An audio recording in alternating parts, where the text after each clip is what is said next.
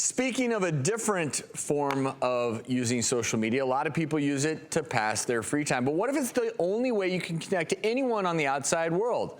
Like our next story. If you can make lemonade from lemons, what do you do when life gives you the mumps? Yale freshman Tarek, who was being quarantined for mumps at the campus health center, decided to make the most of his time by broadcasting zany adventures on Snapchat. Gloves? You want gloves? Well, let me tell you, we have gloves. We've got blue, blue, and blue. Ah, yes, the classic all-white look, and here's the classic all-red look, and oh my God, look at her go. Tell us, who are you wearing today? Who is it? Phil, get out of the closet. Do you enjoy this, Phil? Ugh, God, Sally, please. I'm trying to record a video. After 5 days of isolation, Tarek was ready to get back to the real world. Bye, Phil. I'll miss you dearly. Goodbye, Sally. So would this much isolation make you crazy or creative? No longer under quarantine. Join us now via Skype from his dorm room. Please welcome Tarek to the show. Welcome, sir. Hello. Thank you for having me. How's Yale life treating you? It's incredible when you're not in the infirmary, but yeah. When you're not quarantined. Cool. So Tarek, I mean, your case is a little interesting.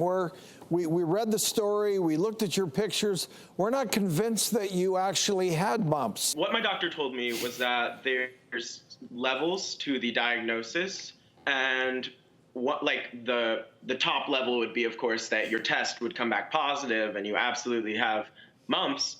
But with me, I just exhibited the symptoms, and then my test actually came back negative, but they decided to interpret it as inconclusive and just go with the fact that sometimes the tests are wrong. It was interesting. At a college where they're trying to keep something like this away from the general public, they're gonna be very cautious. I mean, I agree with you. I think there's a pretty doggone good chance that you didn't have the mumps.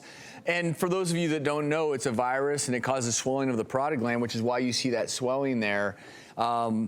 But again, we don't see it very often because of the vaccinations that most people get for it. But also, it looks like you were pretty good health, right? You didn't.